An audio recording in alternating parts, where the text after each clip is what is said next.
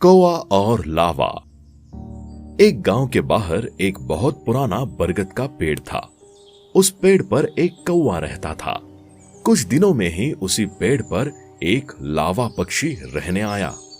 वैसे देखा जाए तो कौवा और लावा, इन दोनों की प्रकृति और स्वभाव बहुत ही भिन्न थे। कौवा स्वभाव से बहुत चंचल था। क्षण भर के लिए भी वो एक जगह ठहर नहीं सकता था। कांव कांव करते इधर उधर अपनी गर्दन हिलाते हुए वो इस डाली से उस डाली पर उड़ता था। बीच बीच में वो उछल कूद करते ऊपर चला जाता था। इस तरह से उसकी हमेशा से कुछ ना कुछ भागदौड़ चलती रहती थी। लावा पक्षी का स्वभाव इससे अलग था। कौवे की तरह इधर उधर भागना उसे पसंद नहीं था। वो चुपचाप अपनी एक ही डाली पर बैठा रहता था। उसका स्वभाव भी हनी रहित था।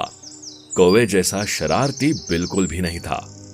कौवे जैसी शरारत करना या किसी की छेड़ निकालना उसे पसंद नहीं था।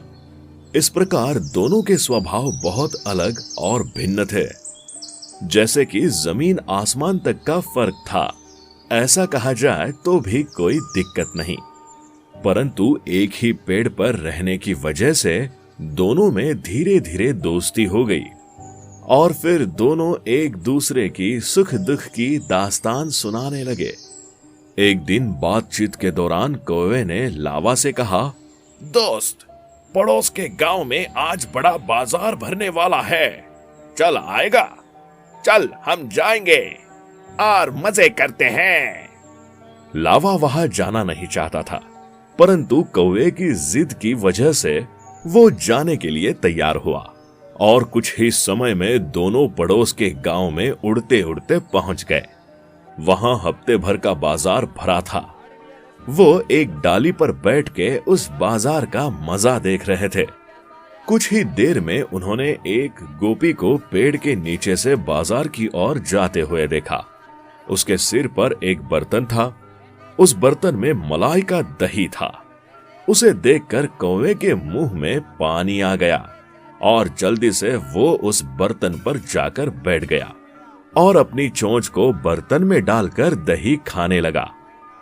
इस प्रकार 2-3 बार उस बर्तन में चोंच डुबा डुबा कर मन भर के दही खा ली उसने।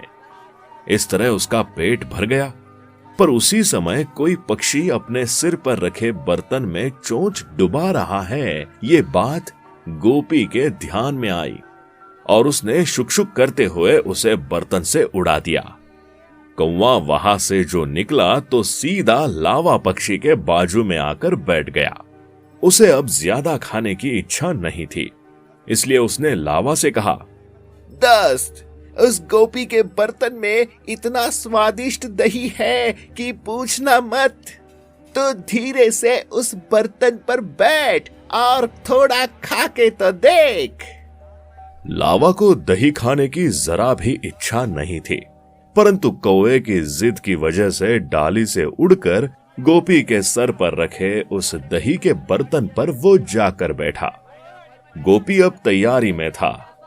लावा बर्तन पर बैठने ही वाला था, तभी उसने अपने हाथ में रखी लाठी से उसे मारा। उस प्रहार से बेचारा लावा नीचे गिर गया और मर गया। तो इस कहानी से बच्चों हमने क्या सीखा? दुष्टों की संगति में रहने से कई बार अच्छे मनुष्य का नुकसान होता है। इसलिए बुद्धिमान मनुष्य ने दुष्ट लोगों के साथ रहना नहीं चाहिए।